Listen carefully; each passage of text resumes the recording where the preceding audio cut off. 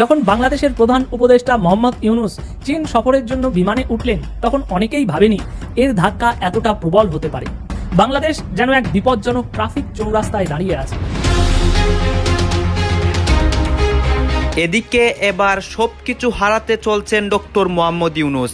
চীন গিয়ে নিজের বিপদ নিজেই ডেকে আনেন ও তুপের মুখে পড়েন।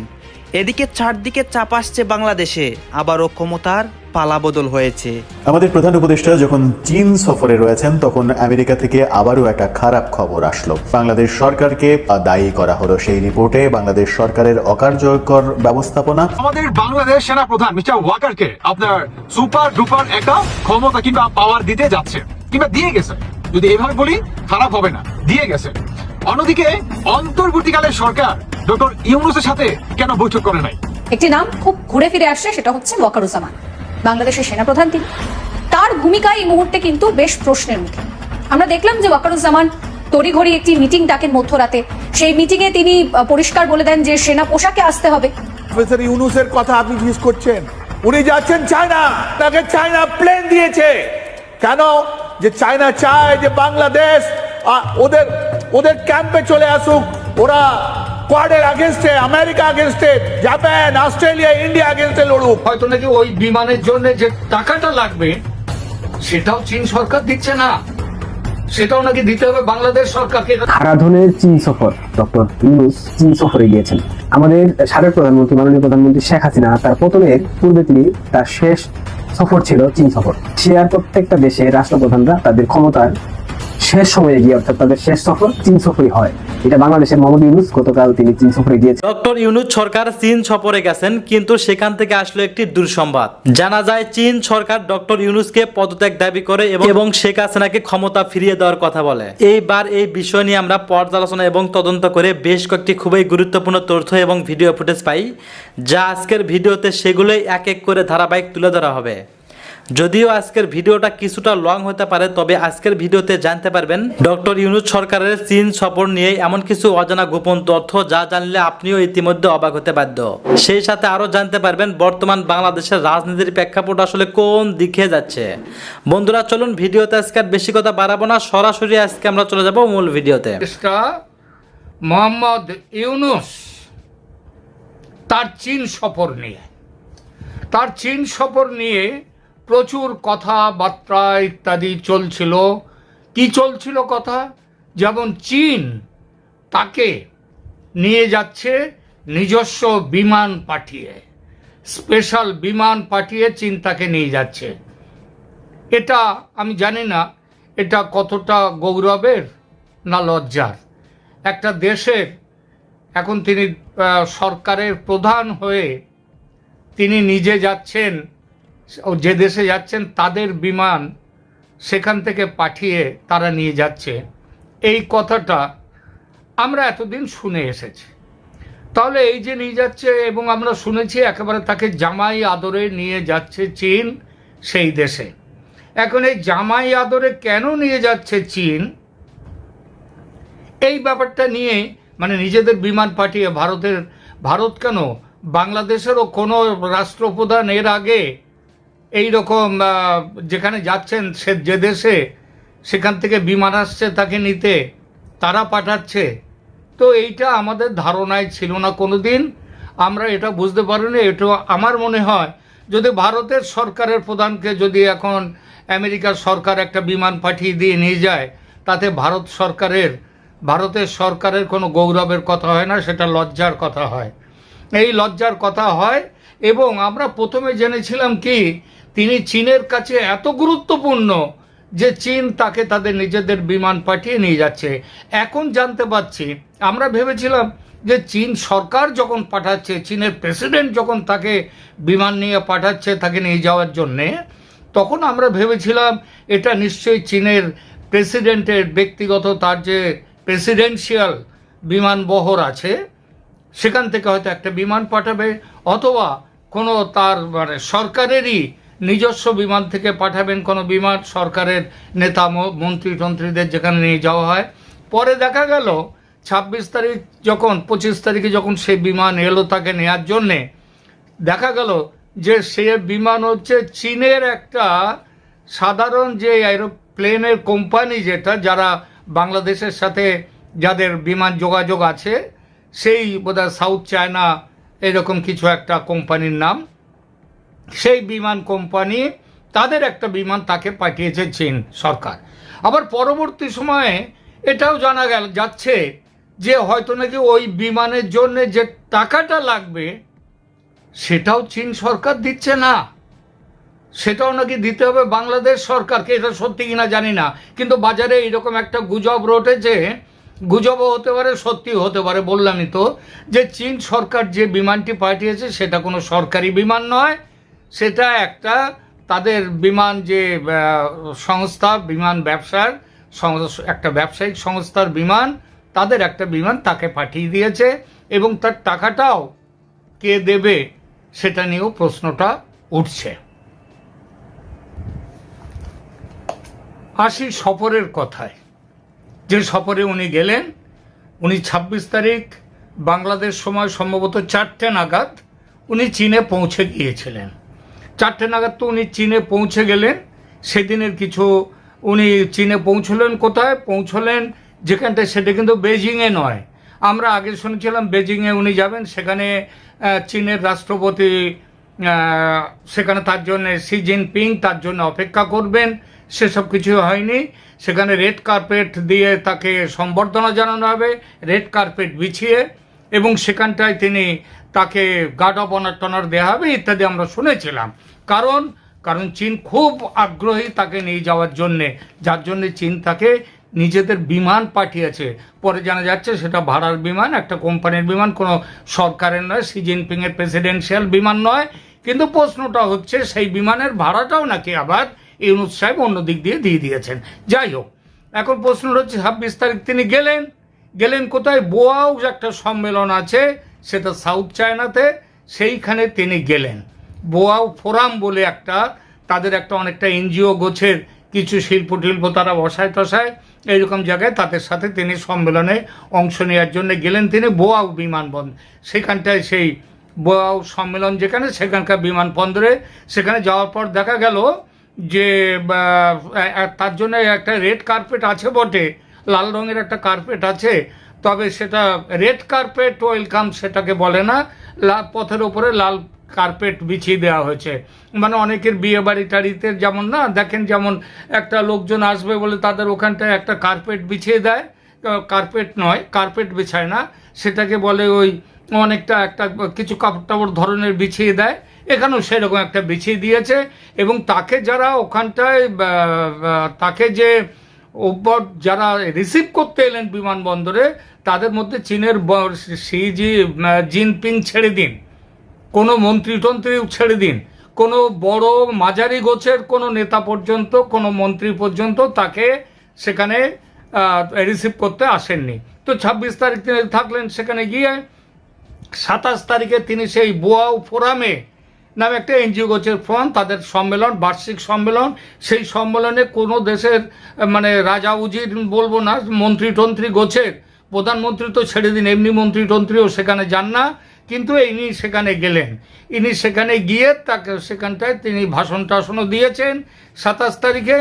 এরপর আজকে হচ্ছে 27 তারিখ, এরপর 28 তারিখ কাল কথা চেষ্টা চলছে যাতে চীনের রাষ্ট্রপতি শি জিনপিংয়ের সঙ্গে তার একটা বৈঠক করা যায়। এই বৈঠকটা এখনো বলছি, এটা কিন্তু এখনো কিন্তু চূড়ান্ত নয় সেই বৈঠক। তবে ধরে নিলাম শি জিনপিং নিজে না এলেও তার অন্য কোনো মন্ত্রী তিনি নিজেও আসতে পারেন, তিনি তো হচ্ছেন রাষ্ট্রপতি, তিনিও আসতে পারেন, অথবা তিনি সেখানকার প্রধানমন্ত্রী কিংবা অন্য কেউ আসতে পারেন। অন্য কারোর কথা বললাম এই জন্যেই, চীনের অবস্থা কিন্তু এখন একটা ভালো নয়। চীনের যে বেল্ট অ্যান্ড রোড যে চলছিল, যে প্রকল্প বাংলাদেশের মধ্যেও আছে যা, এবং সেটা চীনের সব থেকে এর মধ্যে বড় যে প্রকল্প ছিল CPEC, China Pakistan economic corridor, সেইটা বালুচিস্তানের উপর দিয়ে গোয়াদার বন্দরে যাচ্ছিল। সেই বন্দরটা হচ্ছে বালুচিস্তানের মধ্যে, এবং বালুচিস্তানের অবস্থা এখন কি আছে সেটা আপনারা জানেন। সুতরাং সেখানটায় চীনের এখন মাথায় হাত, অনেক জায়গাতেই চীনের অবস্থা এখন এইখানটায়। ওদিকে আমেরিকা হুঙ্কার দেওয়া শুরু করেছে যেভাবে চীনের বাণিজ্য নিয়ে, চীন তো বেঁচে আছে বাণিজ্যের জোরে, চীনের উন্নতি বাণিজ্যের জোরে, সেইটা এখন অনেকটা খারাপ জায়গায় এসে দাঁড়াচ্ছে। সুতরাং শি জিনপিংয়ের মাথায় অনেকটা চিন্তায় আছে এবং কমিউনিস্ট পার্টির মধ্যে সেখানে লড়াই শুরু হয়ে গেছে। তা হলো শি জিনপিং যদি নিজে আসেন কিংবা তিনি নিজে না আসে অন্য কাউকেও যদি পাঠিয়ে দেন, প্রধানমন্ত্রী ইত্যাদি কোনো মন্ত্রীকে যদি পাঠিয়ে দেন, তার সঙ্গে আলোচনা করবেন। তো এটা হচ্ছে, এবং তারপরে 28 তারিখে হচ্ছে এটা, এবং 29 তারিখে ঠিক আছে যে ইউনুস সাহেবকে পিকিং ইউনিভার্সিটি, নামটা মনে রাখবেন, পিকিং ইউনিভার্সিটি, বেইজিং ইউনিভার্সিটি নয়। যেমন অনেকেই বেইজিং এটা একটা জায়গার নাম, একটা সংস্থার নাম, এই নাম সাধারণত পরিবর্তন হয় না। যেমন আমাদের এখানে ক্যালকাটা ইউনিভার্সিটি আছে, সেটা কিন্তু কলকাতা ইউনিভার্সিটি হয়নি, এটা মনে রাখবেন। তো ওই পিকিং ইউনিভার্সিটি তাকে দেবে সাম্মানিক ডক্টরেট উপাধি দেবে, সেটা তিনি নেবেন এবং ওই 29 তারিখেই রাতে তার দেশে ফেরার কথা। এই হচ্ছে তার ওখানকার যে তার সফর সূচি। এখন শুনেছিলাম যে রেড কার্পেট অভ্যর্থনা, সেটা তো বললাম সেটা হলো না। এখন যে প্রশ্নটা হচ্ছে যে কি উদ্দেশ্যে তিনি গিয়েছিলেন সেখানে, এই উদ্দেশ্যটা হচ্ছে আর কিছু না, টাকা ধার পাওয়া, আরও লোন করা। এই লোনটার দরকার হচ্ছে এই জন্যেই যে ওদিকে আমেরিকা তার 29, আমেরিকা যে ইউএসএআইডি তারা যে লোন দিত, তারা যে লোন নয়, তারা দাদো একেবারে কি বলবো, বিনা লোনে সুদে বিনা টাকা ফেরত দিতে হবে না, মানে একেবারে তাদেরকে দিয়ে দিত একেবারেই, মানে আরও বাংলা করে বলতে গেলে একেবারে যেটা ভিক্ষা করা গোছে নয়, ভিক্ষা গোছে দিয়ে দিত। সেই 29 বিলিয়ন ডলার কিন্তু বন্ধ হওয়ার পর এখন বাংলাদেশের অবস্থা অত্যন্ত সঙ্গীন। এই সঙ্গীন অবস্থা কাটাতে তাদের, এমনকি তারা তো লোন শোধ করতে পারছে না, লোনের ইনস্টলমেন্ট, এমনকি তাদের সুদ পর্যন্ত দিতে পারছে না। ভারতের এই বিদ্যুৎ কোম্পানিগুলোর কাছে বিরাট টাকা সুদ এবং তাদের ইনস্টলমেন্ট বাকি পড়ে রয়েছে, তবু ভারতের আদানি এবং অন্যান্য কোম্পানি তারা কিন্তু বিদ্যুৎ দিয়ে যাচ্ছে। ভারত কিন্তু বিদ্যুৎ বন্ধ করে বাংলাদেশের লোককে মারার চেষ্টা করছে না, এটা মনে রাখবেন। এর পরে আছে কি, তার আরও উদ্দেশ্য ছিল যে বাণিজ্য চুক্তি করবেন, বাণিজ্য ট্রেড। আরে ট্রেডটা বাংলাদেশ আর চীনের মধ্যে কি আছে? চীন মাল তৈরি করে বাংলাদেশে পাঠায়, তার মধ্যে বেশিরভাগ হচ্ছে সমরাস্ত্র। এদিকে খাবার খরচ পড়ছে, মানে জুটছে না, ওদিকে তার সমরাস্ত্র কেনার টাকাটা কোত্থেকে পাবে বাংলাদেশ এখন? সুতরাং ওই যে ট্রেড বাড়াবার চেষ্টা, বাংলাদেশের ট্রেডের অবস্থাটা বলি। বাংলাদেশে প্রতি বছর সম্প্রতি সেটা হচ্ছে 29 বিলিয়ন ডলার বাংলাদেশ চীন থেকে মাল কেনে। আর চীনের, মানে যেটা বাংলাদেশের ইম্পোর্ট, আর বাংলাদেশ এক্সপোর্ট করে চীনকে কত সেটা হচ্ছে 1 বিলিয়ন ডলার। তাহলে ডেফিসিট, মানে বাংলাদেশের যে বাণিজ্য, মানে ফরেক্স ডলার যে সেটা কত যাচ্ছে চীনে প্রত্যেক বছর? 28 বিলিয়ন ডলার এক্সট্রা চলে যাচ্ছে। এতে বাংলাদেশ আবার বাড়াবেটা কি? একের পর এক কারখানা বন্ধ হয়ে যাচ্ছে, আর যে কারখানা বন্ধ হচ্ছে সেগুলো হচ্ছে পোশাক তৈরির কারখানা। চীন পোশাক কেনে না বাংলাদেশ থেকে। সুতরাং ওই ট্রেডের কথা বলে, বাণিজ্যের কথা বলে যেটা বলা হচ্ছে, ওটা শুধু ওই বহবা রম্বে লঘু ক্রিয়ার ওটা একটা অংশ। আচ্ছা, এরপরে আসছে যে মঙ্গলা পোর্ট উন্নয়ন করা। মঙ্গলা পোর্টের সঙ্গে কিন্তু ভারতেরও চুক্তি আছে। প্রথমে ঠিক হয়েছিল মঙ্গলা পোর্ট চীন করবে, তারপরে অনেকটাই তার মধ্যে ভারতের সাথেও তার চুক্তি আছে। এটা ওইভাবে, মানে খুলনা সুন্দরবন এলাকায় এখানে চীনের আসাটা মুশকিল। এরপরে বলি সুদের হার। তার হচ্ছে যে সুদটা নিয়ে, যে লোনটা নিয়ে রেখে দিয়েছে বাংলাদেশ, তার সুদের হার হচ্ছে 2 থেকে 3% বর্তমানে। কোনোটায় 2% কোনোটায় 3%, সেটা কমিয়ে 1% করার জন্যে চেষ্টা করবেন। এরপরে হচ্ছে যে ঋণ যেটা নেওয়া রয়েছে সেটা 20 বছর মধ্যে সেটা পরিশোধ করার কথা সুদ সমেত, সেটাকে রিকোয়েস্ট করতে গেছেন 30% যাতে করা যায়। এই প্রসঙ্গে বলি, তৌহিদ হোসেন সাহেব বাংলাদেশের পররাষ্ট্র উপদেষ্টা, তিনি এই 2 মাস আগে, 1.5 মাস আগে তিনি গিয়েছিলেন চীনে এই কারণের জন্যে। চীন তার কথা মানেনি, তার কথা শোনেনি। সুতরাং এই লোনের টেনিওর পরিশোধ করার সময় বাড়ানো 20 থেকে 30%, 30 বছর করা, এবং সুদের হার ওই 3% থেকে 1% করা, সেটা তৌহিদ হোসেনের কথাও শোনেনি চীন সরকার, চীন এনার কথাও শুনবে না, এটা মোটামুটি লিখে নেওয়া যায়। আর একটা কথা বলি, সেখানটায় হচ্ছে যে এছাড়া তিনি করবেন কি, কিছু memorandum of understanding. Memorandum of understanding জিনিসটা কি? এটা হচ্ছে কোনো ফাইনাল এগ্রিমেন্ট, লিখিত দুই পক্ষের মধ্যে চুক্তি হওয়ার, এগ্রিমেন্ট হওয়ার আগে একটা মেমোরান্ডাম অফ আন্ডারস্ট্যান্ডিং হয়, একটা বোঝাপড়া হয় যে আমরা এটা করব। তার পরবর্তীকালে আলোচনা সেরে তখন ওটা চুক্তি স্বাক্ষর হয় ফাইনালি। তো উনি নাকি ওখানে MOU করবেন কয়েকটা, তার মধ্যে ওই আমাদের তিস্তা বাঁধ চুক্তির ব্যাপারটাও রয়েছে, সেই ব্যাপারেও উনি কথা বলবেন। লালমনিরহাট নিয়ে কথা বলবেন। এই ব্যাপারে জানি লালমনিরহাটে ওই যে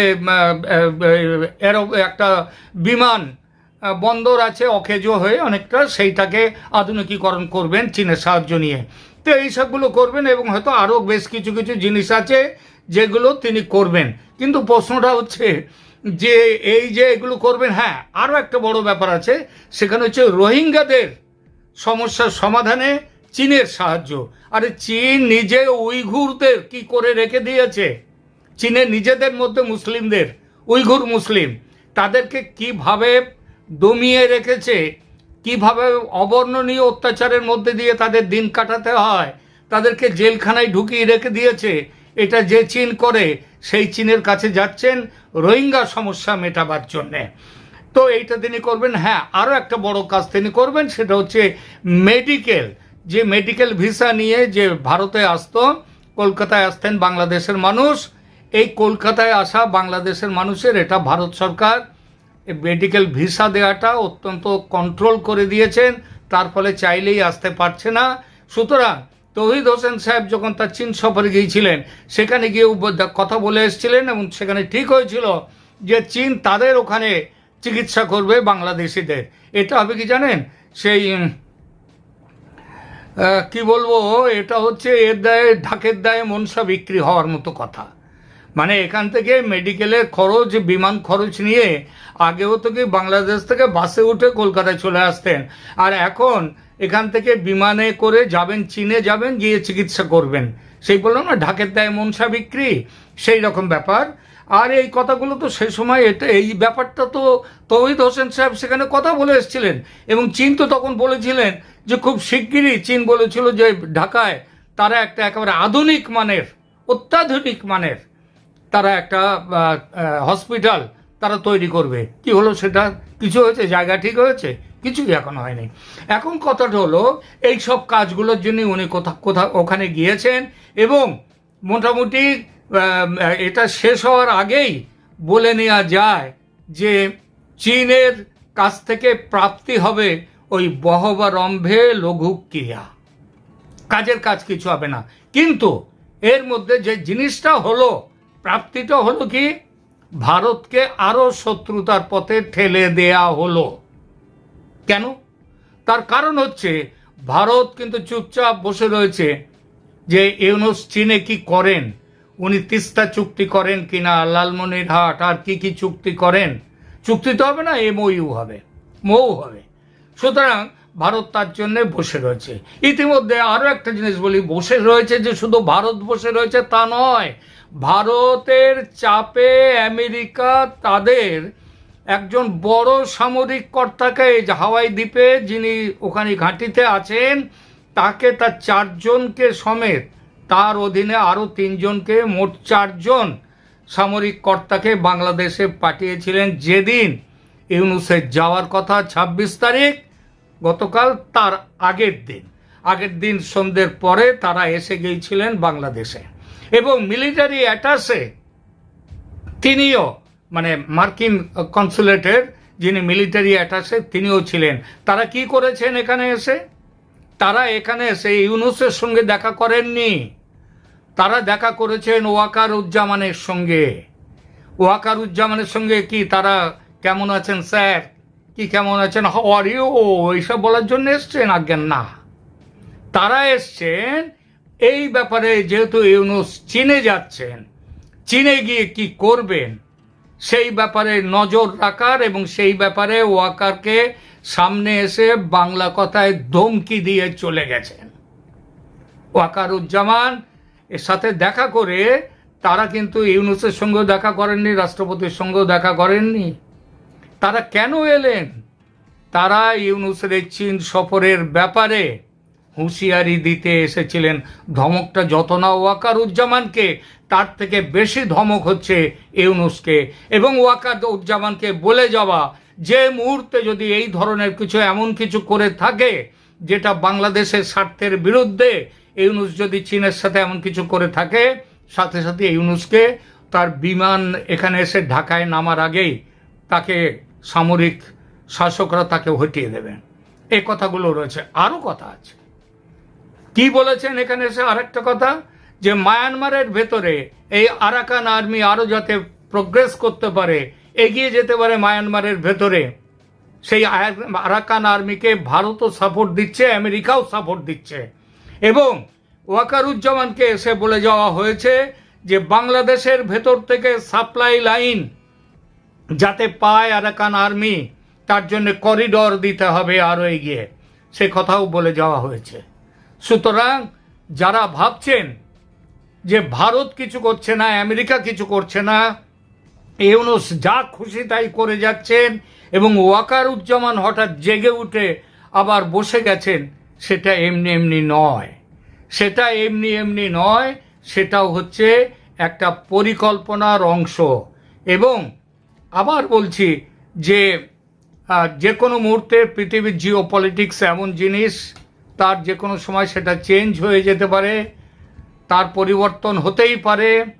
কিন্তু তাহলেও এখন যা পরিস্থিতি, তাতে অত্যন্ত বেশি সম্ভাবনা যে ইউনূস সরকার চীন থেকে যে এটা কোনো কিছু প্রাপ্তি না করেই তিনি এমনিতেই ফিরে আসবেন এবং তার ক্ষমতায় বসে থাকার দিন আর বেশি। মোটামুটি বহুদিন ধরে আমরা শুনে আসছি যে শেখ হাসিনার বিচার কার্যক্রম এই শুরু হয়ে গেল। মানে তার নামে তো একটা নয়, হাজার একটা মামলা রয়েছে, এই জেলায় ওই জেলায়, এই অপরাধে ওই অপরাধে, একটা দুটো নয়, হাজার একটা মামলা রয়েছে। হয়তো সেই জন্যই এত দেরি হচ্ছে, ডেটের পর ডেট চলছে। এদিকে জুলাই গণ অভ্যুত্থানের যেসব মহান শহীদরা শহীদ হয়েছেন, এই দুদিন আগেই দেখছিলাম যে সেই শহীদ পরিবারের লোকজন তারা এখন আন্তর্জাতিক অপরাধ ট্রাইব্যুনালের সামনে গিয়ে বিক্ষোভ দেখিয়েছে এবং তারা হুঁশিয়ারি দিয়েছে যে আন্তর্জাতিক অপরাধ ট্রাইব্যুনালকে ভেঙে চুরে দেয়া হবে। কেন? কারণ শেখ হাসিনার বিচার করা হচ্ছে না, এত কেন দেরি হচ্ছে। এবং তারা এই চিফ প্রসিকিউটর, আন্তর্জাতিক অপরাধ ট্রাইব্যুনালের চিফ প্রসিকিউটর তাজুল ইসলামকে পদত্যাগ করে তার বিরুদ্ধেও তদন্ত করার দাবি করা হয়েছিল এবং এনাকে কিসের একটা দোষর বলে দাবি করা হয়েছিল শহীদ পরিবারের তরফ থেকে। এখন হয়তো সেই ভয়ে নাকি অন্য কোনো বিষয় বুঝতে পারছি না, তবে এখন আজকে তাজুল ইসলাম আবারও সামনে উঠে এসেছে এবং আবারও একটি ডেডলাইন দিয়েছে এবং এই ডেডলাইনটি খুবই সত্বর, খুবই তাড়াতাড়ি হবে, এরকমই একটি কথা বলেছে যে এইবার শেখ হাসিনার বিচার সম্পূর্ণ হবে। আর সেই ডেডলাইনটি হচ্ছে ঈদের পর।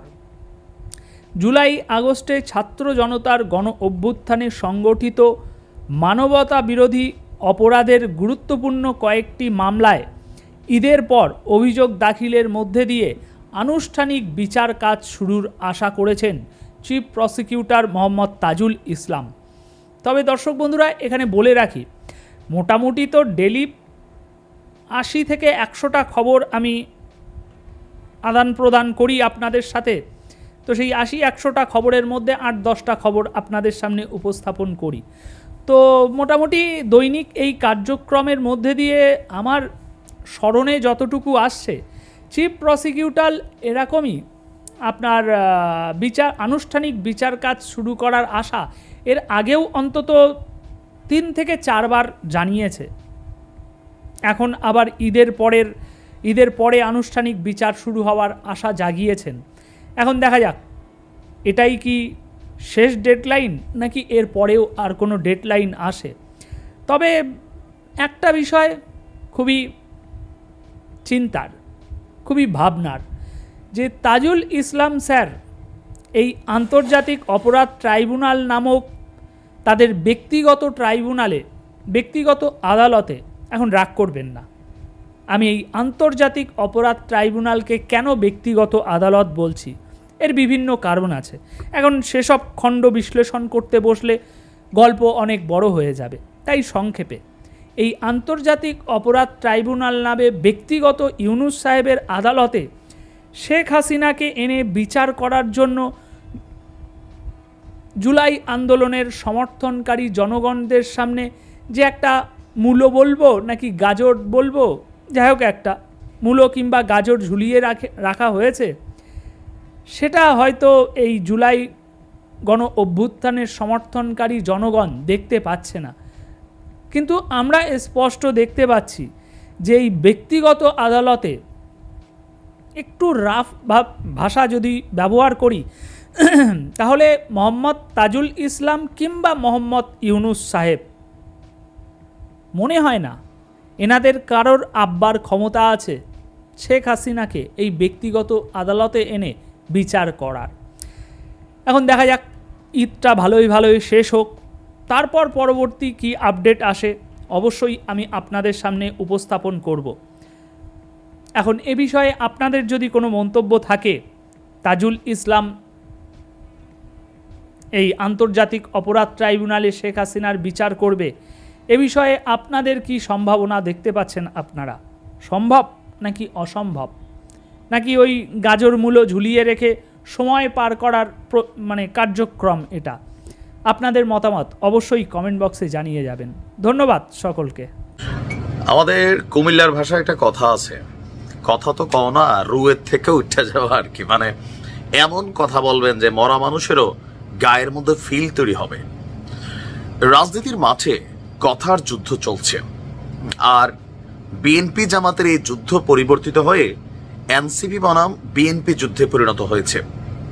আমাদের জাতীয় নাগরিক পার্টির প্রতিটা ছেলে তারা যখন কথা বলে, কেউ কেউ বলেন যে শিষ্টাচার বোঝে না, কেউ কেউ বলে যে সিনিয়র জুনিয়র মানার টাইম নাই, কেউ কেউ বলে যে নতুন বাংলাদেশ যেমনি খুশি এমনি বলবো, কারণ আমরা 24-এর স্বাধীনতার মালিক। প্রশ্ন আসছে 71-কে আর 24-কে মিলিয়ে নতুন একটা জিনিস দাঁড় করানোর চেষ্টা করছে আমাদের জাতীয় নাগরিক পার্টি। কেন? কারণ এই 24-ই তাদের অস্তিত্ব, 71-এ তাদের অস্তিত্ব নাই, এটাই হচ্ছে বাস্তবতা। যেহেতু তারা 24 লিড করেছে, তারা চাচ্ছে এটাকে সর্বোচ্চ লেভেলে যদি পারে 1971-এর থেকে বড় করে দেখানোর কিন্তু চেষ্টা এদের অন্তরে আছে, বাট পারতেছে না। কিন্তু বিএনপি বলছে, বা অন্যান্য রাজনৈতিক দলগুলা, তো রাজনৈতিক দলের মধ্যে এখন সবচেয়ে বড় যেটা হচ্ছে বিএনপি, যে দ্বিতীয় স্বাধীনতা কারা বলে? যারা 1971-এ স্বাধীনতায় অসহযোগিতা করেছিল তারাই কিন্তু দ্বিতীয় স্বাধীনতা বলে। এখন গতকালকে মির্জা ফখরুল ইসলাম থেকে শুরু করে বিএনপির ঊর্ধ্বতন নেতাদের নানান বক্তব্যের জেরে আজকে নাহিদ ইসলাম যে বক্তব্য দিছে, এটাতে ভাই বিএনপির ইজ্জত আমি মনে করি মোটামুটি শেষ পর্যায়ে নিয়ে যাওয়ার চেষ্টা চলছে। না, এটা প্রত্যেকটা রাজনৈতিক বক্তব্য আপনার বুঝতে হবে। রাজনীতিবিদরা একদল অন্য দলকে ঘায়েল করার জন্য নানান বক্তব্য দেন। তো মির্জা ফখরুল ইসলামের বক্তব্যের জের ধরে এবার নাহিদ ইসলাম বলছে, যারা গত 15 বছর নিপীড়নের শিকার হয়েছেন তাদের কাছে নাকি 24 দ্বিতীয় স্বাধীনতা। তো 15 বছর কারা নিপীড়িত হয়েছেন? আমরা তো দেখছি নাহিদ ভালোই পদ পদবিতে ছিলেন, সার্জিস ছাত্রলীগের ব্যানারে ছিল, তারপর হচ্ছে হাসনাত ছাত্রলীগের ব্যানারে ছিল। তো তারা তো নিপীড়নের শিকার হয় নাই, তারা সর্বোচ্চ লেভেলে যেটা ফায়দা খাওয়ার ওইটা খাইছে, বাকিরাও খাইছে। নিপীড়নের শিকার হয়েছিল বেসিক্যালি বিএনপি এবং জামাত ইসলাম। এখন নাহিদের বক্তব্য, যারা 15 বছর শেখ হাসিনার নিপীড়নের শিকার হয়েছেন তাদের কাছে 24 দ্বিতীয় স্বাধীনতা, কিন্তু যারা লুটপাটের রাজনীতি করেছে তাদের কাছে 24 দ্বিতীয় স্বাধীনতা নয়। আপনি কথার ফারাক বুঝছেন? যারা লুটপাট করছে, এখন বিএনপি যেহেতু বলছে 24 দ্বিতীয় স্বাধীনতা না, তার মানে বিএনপি গত 15 বছর লুটপাট করছে। আমরা তো দেখছি বিএনপি নিপীড়নের শিকার হয়েছে, জামাত নিপীড়নের শিকার হয়েছে। আর এই যে আমাদের নেতারা যারা আছে তারা প্রত্যেকেই আওয়ামী লীগ সরকারের আমলেও বিভিন্নভাবে তারা ফায়দা নিছে, এক একজনের মতন করে সুযোগ সুবিধা আদায় করছেন। তাহলে নাহিদের বক্তব্যটা বিএনপিকে কাউন্টার করার জন্য তিনি দিলেও যে এই বক্তব্যের মধ্যে আমার মনে হয় যে নিজেরা তারা এটার মধ্যে কানেক্টেড হয়ে যাচ্ছেন। দর্শক, রাজনীতির মাঠে 26শে মার্চ মহান স্বাধীনতা দিবসকে কেন্দ্র করে আমরা দেখছি যে জামাত নিয়ে বিএনপির একটা বক্তব্য ছিল, আবার বিএনপিকে কাউন্টারের জন্য জামাতের বক্তব্য ছিল। তো সকল কিছুর পরে নাহিদ ইসলামের বা পাটোয়ারিদের যে বক্তব্যগুলা, এগুলা খুবই স্পর্শকাতর বক্তব্য। আমার মনে হয় যে নাসিরউদ্দিন পাটোয়ারির বক্তব্য যেভাবে হোক তারা নাকি পার্লামেন্টে যাবেই। তার মানে কি সেট আপ হচ্ছে নাকি, মানে বিষয়টা কোনটা, ভরসাটা কই দেখা পায়? জনগণের ভোটের ভরসা নাকি ধরেন পেছনে অন্য কোনো ভরসা? এটা একটা প্রশ্ন ভাই। তারেক রহমান বলছে, এত বড় দলটার মালিক না নেতা যিনি, যে এইবারের নির্বাচন হবে পুলসিরাতের পাড়ের মতো নির্বাচন। জনগণের কাছে পৌঁছাতে হবে, ভালো হইতে হবে। নেতাকর্মীদের প্রতিদিন তিনি নসিহত করছেন, নির্বাচনে পাশ করবেন কিনা তিনি টেনশনে আছেন। সেইখানে জাতীয় নাগরিক পার্টি এখনো নিবন্ধনও পায় নাই, এরা বলে যে নির্বাচন করাই দিবে। তো আসলে কি কোনো সেট আপ টেট আপ তলে হচ্ছে কিনা, মানে জাতি হিসেবে আমরা জানতে চাই। আর বিএনপিকে উদ্দেশ্য করে বা অন্যান্য রাজনৈতিক দলকে উদ্দেশ্য করে এরকম বক্তব্য দেওয়া কোথাও না কোথাও নিজেদের ওজন কমানো ছাড়া অতি বাচন ঝামেলার কারণ হয়ে যাচ্ছে এদের জন্য। বাট এখন বুঝতেছে না, নির্বাচনের পরে বিষয়টা আরো ক্লিয়ার হয়ে যাবে। আমাদের ভিডিওগুলো থাকবে, দেখেন আমাদের কাজ হচ্ছে নসিহত দেওয়া, যতটুকু পারি। মানেন না মানেন এটা আপনার। ভালো থাকুন। ধন্যবাদ প্রিয় দর্শকবৃন্দ, আমাদের ফুল ভিডিওটি দেখার জন্য আপনাকে জানাই অসংখ্য ধন্যবাদ। তো বন্ধুরা, এতক্ষণ আপনারা যে নিউজটি দেখলেন, ডক্টর ইউনূস সরকার যে চীন সফরে গেছে, এই বিষয় নিয়ে কিন্তু আপনারা বেশ কয়েকটি ভিডিও দেখতে পেয়েছেন। এই ডক্টর ইউনূস সরকারের চীন সফর নিয়ে আপনাদের কাছে কী মন্তব্য, অবশ্যই কমেন্ট বক্সে কমেন্ট করতে ভুলবেন না। আর হ্যাঁ, এমন নিত্য নতুন আপডেট খবর সবার আগে পেতে চাইলে এখনই আমাদের এই পিচ্চি সাকিব ইউটিউব চ্যানেলটি সাবস্ক্রাইব করুন। ধন্যবাদ।